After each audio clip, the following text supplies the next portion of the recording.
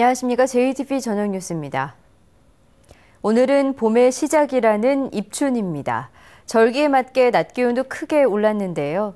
내일부터는 다시 기온이 조금씩 떨어지겠지만 당분간 큰 추위는 없을 것으로 보입니다. 김철 기자입니다.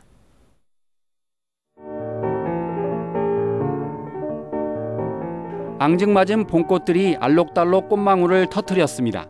분홍빛 철쭉도 화려한 자태를 뽐냅니다. 입춘을 맞아 봄 기운이 넘쳐나는 온실 속 화초를 보려는 손님들의 발길이 이어집니다. 입춘이라서 봄꽃도 구경할 겸 나왔는데 꽃들이 너무 예쁘게 피어서 봄이 금방이라도 올 것 같습니다. 새봄을 맞이하는 희망을 담아 한자 한자 정성스럽게 써내려갑니다. 입춘대길 건양다경. 대문에 큼지막하게 붙인 입춘첩에는 좋은 일만 가득하길 바라는 소망이 담겼습니다. 마음이 편안이고 심적으로 안정되고 봄이 왔구나. 그래갖고 그 생동하는 기운이 솟아나기 때문에 절기상 입춘인 오늘 전북은 낮 기온이 6도 안팎까지 올랐습니다. 내일은 낮 기온이 3도 안팎까지 다시 떨어지겠고 연휴 첫날인 토요일에는 반짝 추위가 찾아올 것으로 보입니다.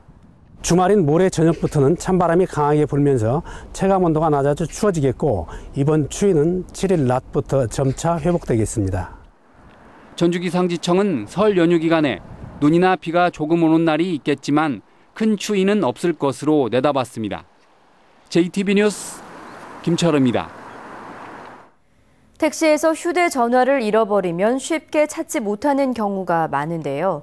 택시기사에게 승객이 잃어버린 휴대전화를 사들인 뒤 되팔아 수천만 원을 챙긴 20대가 경찰에 구속됐습니다. 경찰은 택시기사들도 입건할 예정입니다. 보도에 하원우 기자입니다. 스마트폰 최고가 매입, 비밀 보장, 사장님이 안전하셔야 저희도 안전합니다. 29살 김모 씨가 전주의 택시기사들에게 뿌린 명함입니다.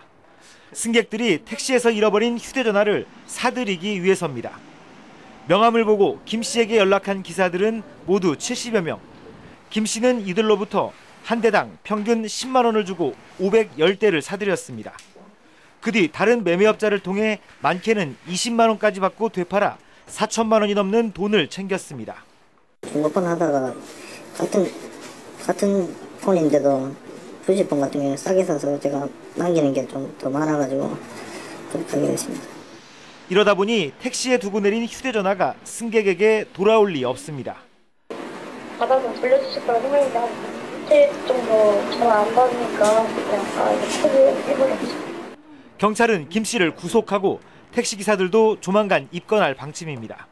손님이 분실한 휴대폰은 찾아주는 게 맞는 건데요. 현재 그거를 분실 휴대폰인지 알고 팔았다면은 점유이탈물 횡령 그런 법적 책임을 지게 됩니다. 경찰은 택시를 탈 경우 차량 번호를 적어두거나 카드 결제를 하면 영수증을 챙겨야 분실물을 찾을 수 있다고 조언했습니다. JTBC 뉴스 하원호입니다. 수출 전진기지인 군산 자유무역 지역에 입주한 업체들의 지난해 수출이 20% 넘게 줄었습니다. 올해도 수출 전망이 밝지 않아 기업들에게 힘든 해가 될 것으로 보입니다. 김진형 기자입니다. 군산 자유무역 지역에 입주한 기업입니다. 지난해 예상치 못한 유가 하락으로 수출 실적이 20% 넘게 줄었습니다. 가격이 반토막이 났어요. 하반기부터 유가가 갑자기 툭 떨어지면서 모든 화학 제품들의 단가가 다 떨어졌거든요. 수출 전진 기지인 군산 자유무역 지역에는 외국인 투자 기업과 내국 기업 등 모두 31개사가 입주했습니다. 지난해 이들 기업의 수출 실적은 3억 5천만 달러로 2014년에 비해 24% 줄었습니다. 지난 2000년 자유무역 지역으로 지정된 이후 기업들의 수출 실적이 감소한 것은 이번이 처음입니다. 군산 자유무역원은 유가 하락과 세계 경기 침체가 겹치면서 수출이 크게 줄어든 것으로 파악하고 있습니다. 수출업체들의 실적 부진은 일자리 감소로 이어지고 있습니다. 2014년 자유무역 지역 근로자는 1,700명이었지만 지난해는 1,600명으로 100명이 일자리를 떠났습니다. 문제는 올해도 기업들의 수출 전망이 밝지 않다는 점입니다. 지금 제가 지금 석유화학 플랜트에 수출을 좀 하고 있거든요. 근데 지금 석유 쪽 유가가 좀 워낙 많이 떨어져 있어서 오너들 입장에서도 좀 투자를 좀 약간 안 하는 상태거든요. 수출 환경이 좀처럼 나아질 기미를 보이지 않으면서 지역 경제의 한 축을 맡은 수출 기업들의 걱정이 커지고 있습니다. JTB 뉴스 김진영입니다.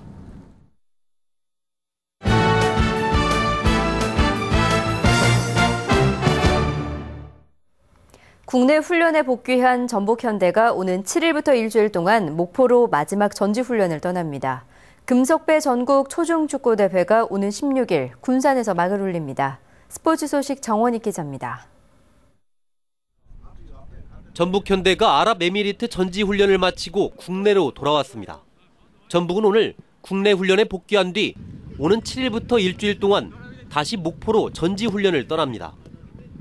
전술적으로 많이 준비했기 때문에 이제 목포에 가서는 조직적으로 이제 우리 팀이 새로운 선수들이 많기 때문에 그 조직적을 좀 많이 끌어올린다면 또 좋은 성과가 있을 것 같아요.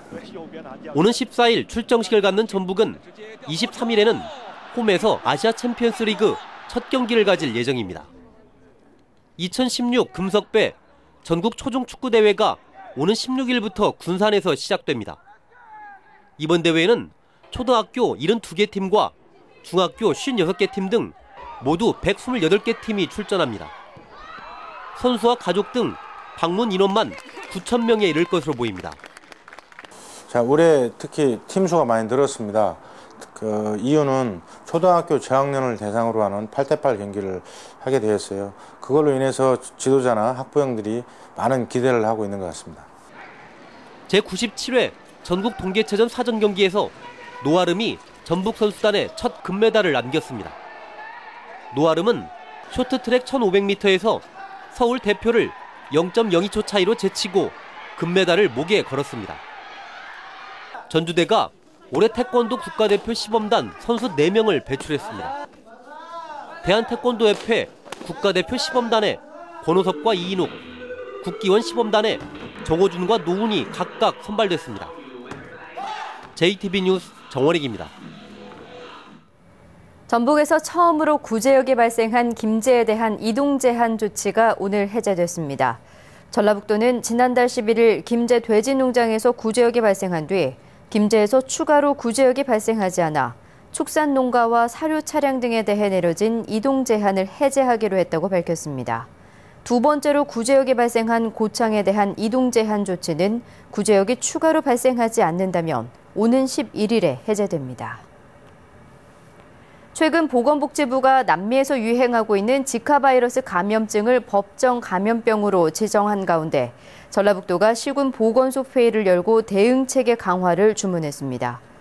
전라북도는 직원과 주민을 대상으로 지카 바이러스 감염증에 대한 정확한 교육을 하고 진단과 신고, 보고 체계를 다시 한번 점검할 것을 당부했습니다. 이상으로 JTB 저녁 뉴스를 마칩니다. 고맙습니다.